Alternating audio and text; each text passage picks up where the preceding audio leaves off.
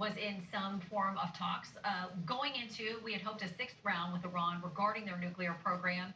Senator Chris Murphy, a Democrat, has said he feels like what Israel has done actually upended that process. I want to read you a little bit of his statement. He said, Israel's attack on Iran clearly intended to scuttle the Trump administration's negotiations with Iran, risks a regional war that will likely be catastrophic for America, and is further evidence of how little respect world leaders, including our own allies, have for President Trump.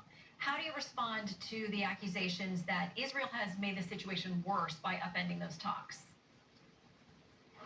Well, I mean, it's interesting that Senator Murphy is now coming to the defense of the Trump administration. Bit of an oddity, I would say. But Senator Murphy, has voted in favor of an arms embargo in Israel while we were at a war for our life. So I wouldn't be too concerned about his statement about Iran. We were in favor of negotiations throughout.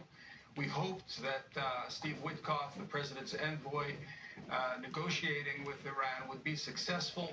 The point is that they need to have their nuclear weapons program dismantled. That's our end game.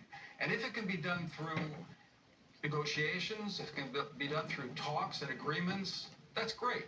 But as we said from the outset, the chance that the mullahs of Iran, I mean, this is a lunatic occult, a death cult that favors mass murder, talks every day about destroying our state, are not going to agree in the course of negotiations, and this is going to have to be done militarily. And our sons and daughters are flying those planes now to ensure that the state of Israel survives. Look, the important thing here to understand is that the Jewish people experienced 80 years ago a little guy with a mustache running around Europe saying he was going to annihilate us.